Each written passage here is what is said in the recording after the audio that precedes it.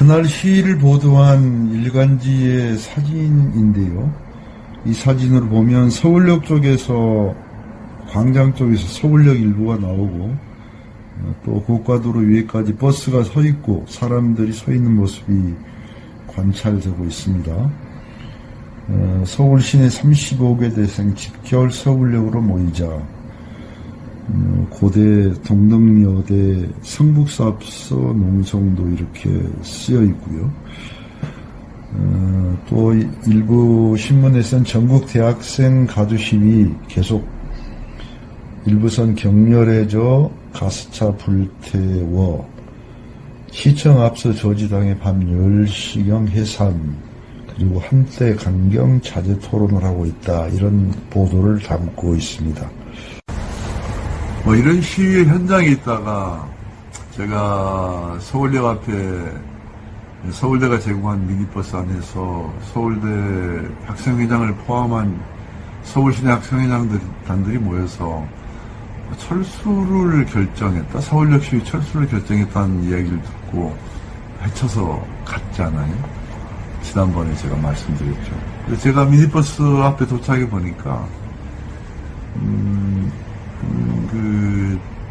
서울역 광장 모퉁이 쪽에 미니버스가 서 있고 그 앞에 중년의 어떤 교수 같은 분이 서 있어요. 그래서 제가 그분이 서 있는 모양이다 이렇게 생각하고 미니버스 안 문 열고 들어가려고 하니까 그분이 저를 저지를 합니다. 그리고 누구십니까? 이렇게 물어요. 그래서 저는 고대 학생회장 신계륜입니다. 그래, 당신은 누구십니까? 이렇게 물으니까 자기는 서울대학교 학생처장이라고 말합니다.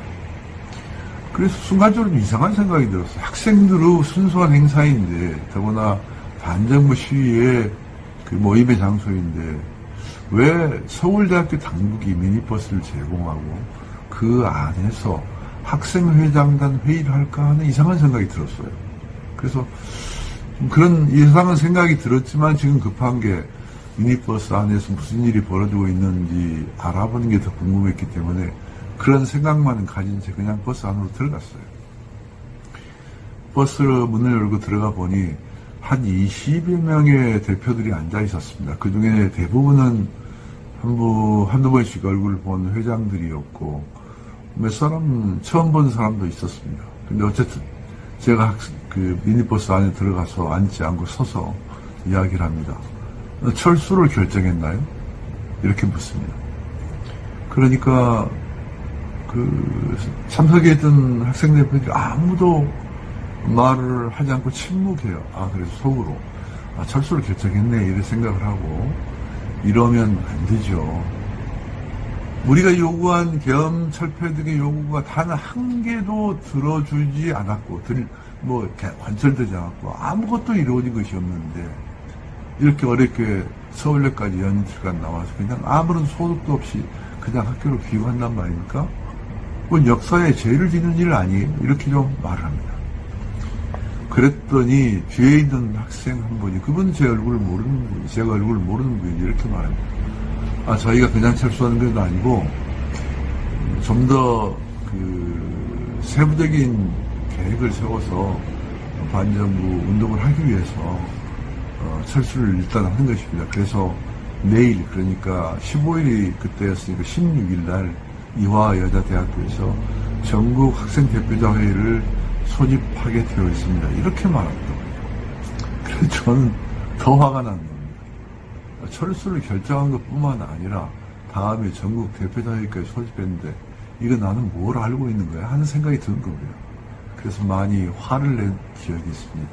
그리고 제가 그 화를 많이 낸 것을 많이 후회합니다. 왜냐하면 그때 그 상황에서 학생회장들이 이해할 수 있는 수준에, 충분히 이해할 수 있는 정도의 대안을 내놓고 이렇게 합시다라고 제안했어야 하는데 제가 좀 다른 얘기들을 많이 했죠. 화를 많이 내면서 비상계엄 철폐로 왔으면 육군본부로 가야 되는 것 아닙니까? 라는 말을 한다든가 기타 등등 많은 면에서 제가 일생에 남을 정말 저의 좀 신중치 못한 발언을 화가서 많이 했던 것을 기억합니다. 그리고 저는 그 서울대 미니버스 안에서 내려서 저희 고대 학생들과 동덕여대 학생들이 앉아있는 곳으로 갔습니다. 서울역을 중심으로 볼 때 서울역에서 나올 때 왼쪽 좌측이 고대를 중심으로 한 학생들이 연주하고 있었고 오른쪽에는 서울대를 중심으로 한 학생들이 연주하고 있었습니다. 그래서 학생들에게 미니버스 안에서 있었던 일을 설명하고 그런데 과연 철수를 실행할 것인지는 지켜보도록 합시다라고 말했습니다. 그리고 잠시 후에 학생들이 미니버스 밖으로 나와서 서울대 특히 심재철 회장이 학생들에게 설명하는 듯한 소리를 들었습니다. 그리고 일부에서 상당히 많은 반발하는 것도 들었습니다. 그렇지만 학생의 결정에 그냥 대체로 따라가는 것 같았습니다. 철수가 시작됐습니다. 하나 둘씩 철수하고 서울역 앞에 그 넓은 광장 시청 앞까지 꽉 채워둔 학생들은 순식간에 사라지고 어둠 속에서 저희 학생들과 함께 이렇게 서 있으니까 굉장히 고독하고 외롭고 무서운 느낌이 들었습니다. 밤이 되었고 그 많은 학생들이 사라진 자리에 우리만 남아있구나 하는 생각이 들었습니다. 그래서 학생들하고 상의해서 우리도 철수합니다. 그런데 집으로 가지 말고 학교로 갑니다. 이렇게 얘기하고 철수 경로 이거를 설명해 줬습니다. 서울역을 출발해서 남대문 지나서 시청 앞 광장을 지나서 그리고 광화문을 지나서 종로를 통해서 안암동으로 행진한다 이렇게 결정을 세웠습니다. 물론 비상겸 철폐를 요구하는 이런 외침들을 계속하면서 가기로 했던 것이죠. 9시가 넘어서 서울역 앞을 출발합니다. 출발해서 남대문 앞쪽으로 가는데 우리가 지나가는 길 양쪽에 앉아있던 정경들이 갑자기 일어서더니 저희 앞길을 가로막으면서 방벽을 썼습니다. 길을 막은 것입니다. 그래서 제가 참 당황했죠. 그래서 제가 학생 대우를 좀 멈추게 한 다음에 방벽 앞으로 두벅 걸어갑니다. 그리고 귀갓길 안전보장을 한다고 해서 지금 학교로 돌아가는 길인데 길을 열어주십시오라고 합니다. 그리고 여기 책임자가 누구입니까?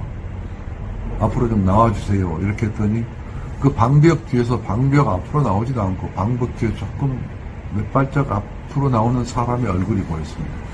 뭐 현장의 직원처럼 보였죠. 그래서 그분하고 얘기를 하면 되겠구나 하고 생각하고 뭔가 말을 하려고 하는데 갑자기 그분이 소리를 지릅니다. 뭐 하고 있어? 쏘아버려! 순간 전 당황했죠. 그런데 그 말이 떨어지기가 무섭게 페퍼포구가 제 얼굴 정면에 쏟아지고 체류탄이 뒤에 있는 대열로 막 쏟아지기 시작합니다. 순간적으로 당황한 데다가 놀라서 저는 그냥 숨도 안 쉬어지고 그래서 그 자리에서 기절하다시피 쓰러졌어요. 몇몇 학생들이 저를 부축해서 뒤로 후퇴하면서 제가 정신을 못 차리니까 안 되겠다고 가까운 민가로 들어가자고 하는 것 같더니 민가의 초인종을 누르고 들어가서 양해를 구한 다음에 저를 수돗물을 막 뿌려대면서 정신 차리게 합니다. 참 기가 막힌 일이었죠. 그것이 상징이었습니다. 철수, 안전, 기가, 보장 이런 것들이 전부 그냥 하는 말이었던 것이죠. 정말 권력을 진 사람의 생각은 명확히 다르다는 걸 보여준 것이었다고 생각합니다. 그런 상징적인 사건이었다고 생각합니다. 이렇게 정신을 차리고 다시 그날 밤 학교로 돌아갔습니다. 그리고 형식적인 서울시 학생회장단 회의 잠깐 참석하고 그날 밤을 학교에 쓴 다음에 아침에 학생들과 협의해서 고대와 철수에 반대하는 학생들은 다시 모여서 수요일이 4.19 묘소까지 가도 행진을 하기로 결정합니다.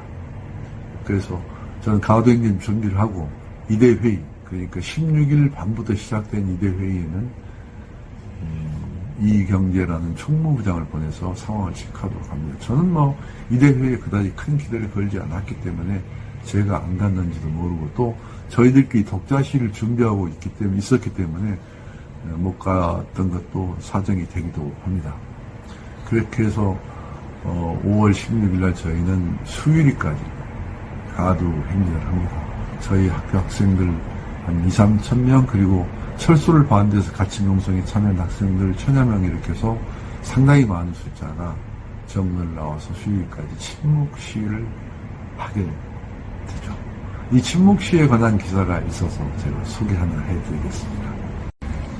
이 시위에 대해서, 그러니까 모든 서울 시내 모든 대학들이 교내에 머물면서 이제 조용히 학교의 일상적인 활동으로 돌아갔을 때, 이 조선일보 기사가 5월 17일자 아침 조간에 이렇게 기사를 크게 쓰고 있습니다. 고대생 2천여 명 4.19 묘까지 침묵행진했다 이렇게 쓰고 있습니다. 대부분의 대학들이 학교에 머물면서 있는 것과는 달리 고려대학생 2천여 명은 16일 오후 3시 30분경 교정에서 도봉구 수유리 4.19 탑까지 침묵행진했다라고 쓰면서 우리가 마치 우리 학교만 행진을 한 것으로 이렇게 보도를 하고 있는 것이 보입니다. 5월 17일 조간 조선일보 기사입니다.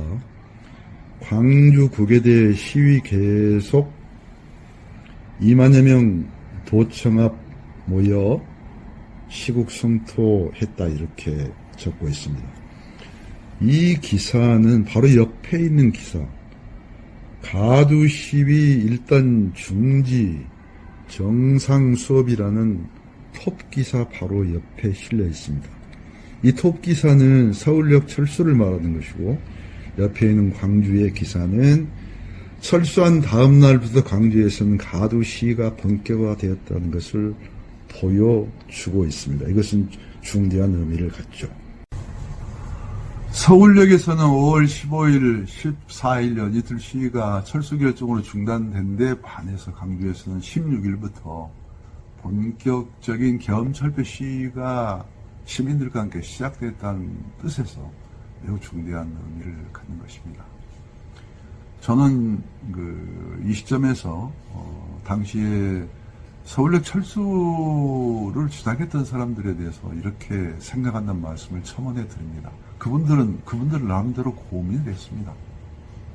어떻게 하면 학생들의 피해를 줄일까? 연이틀 시위로 피곤한 학생들은 피고인 누적된 학생들을 풀어줄 수 있을까? 학생들의 피해를 줄일 수 있을까? 우리는 이 정도 의사표시했으면 정부 당국의 반응을 기다리는 게 맞지 않는가? 과격한 시위는 정치구인들에게 개인 명분을 주지 않을까? 그리고 우리는 서울적만은 부족하니까 전국적 연대를 이뤄나가자는 계산을 했던 것 같습니다. 그러나 저는 이미 서울역에서 전 학생연맹을 총동원해서 계엄철폐 요구를 한 날로부터 시작 그 자체가 이미 정치구인들과의 전면전을 선포한 것이기 때문에 철수 후에 이루어진 전술적 고려는 이미 탁상공문에 불과할 것이라고 생각했습니다. 그래서 전 철수를 반대했던 것인데요. 저는 관철시키지 못했습니다. 제가 제대로 설명을 못한 탓이 있습니다. 그 무렵 제가 많은 생각을 하면서 이 고민에 대해서 생각을 하면서 이런 고민도 했었어요. 그때 내가 화를 내고 뛰쳐나가지 말고 이렇게 말했으면 어땠을까? 지금 서울역에서 철수하지 말고 이 자리에서 연좌하고 학생들 순차적으로 교대하도록 연좌하고 전국 대학생 대표자 회의를 서울역으로 불러서 서울역 안에서 학생들이 연장 가운데서 했더라면 어땠을까? 이런 제안을 했으면 다른 학생 회장들이 동조하지 않았을까 하는 약간 지나친 그런 생각도 해봅니다. 실제로 또 그런 생각 때문에 꿈도 꾸어요. 너무나 제가 참 그 시절 제대로 된 역할을 하지 못했기 때문에 생긴 문제라고 생각합니다. 5월 16일, 17일 그러니까 서울역에 철수한 이후로 이화여자대학에서 전국 학생 대표자회의가 열렸는데요. 16일부터 시작되는데 17일이 되어도 결론을 못 냅니다. 그러니까 처음으로 시작된 전국 대표자 회의였기 때문에 그렇고, 또 그 대표자 회의의 위치나 어떤 그동안의 경험 이런 것들이 일천했기 때문에 불가피했을지도 모르지만 결국 아무런 성과도 내지 못하고 5월 17일 날 오후 6시경 분경이 그 회의장, 고립되어 있는 회의장이죠. 고립되어 있는 회의장을 습격하고 포위합니다. 그래서 일부는 체포되고, 그 회의는 어떤 생산적 결론도 내지 못하고 첫 회의를 했다는 것만으로 의미를 찾은 채 모두 무산되고 맙니다. 그리고 그 시각이 5월 17일 6시경이었는데 그로부터 다시 6시간이 자정해 결국 군인들은, 정치군인들은 비상계엄 확대를 의결하고 대학을 휴교령 내리고 군대를 진주시키고 수많은 민주인사를 체포하게 하고 학생 대표들에게도 체포령이 내려졌습니다. 저에게도 수배령이 내려졌죠. 현상금이 100만 원이나 붙었습니다. 5월 18일 이 상황에 저는 학생회를 소집해서 이 상황은 각자 은신하고 대피하라는 지시를 내리고, 저도 천진난만하게 광주에서 5월 18일 날 아침에 학생과 군인이 충돌이 있었고 시민과 충돌이 시작되고 있었다는 사실을 전혀 모른 채 수배를 피해서 광주로 내려가게 되었습니다. 이것은 운명이라고 밖에 설명할 수가 없습니다. 제가 광주 항쟁이 일어났기 때문에 싸우기 위해서 내려간 것도 아니고, 단지 내가 내 고향이니까 이 어려운 상황을 친구들과 함께 지내면서 극복해보자라는 생각을 가지고 내려갔는데, 그날이 5월 18일 날 광주 항쟁이 시작되었던 날인 것입니다. 저는 그날 5월 18일부터 5월 28일까지, 도청이 무너진 5월 27일 그 다음 날까지 광주에서 머무르면서 광주 항쟁을 제 눈으로 직접 보고 귀로 듣고 가슴으로 느꼈습니다. 이것은 진짜 운명이었던 것 같습니다. 그 후 제 인생은 정말 180도 바뀌었기 때문입니다.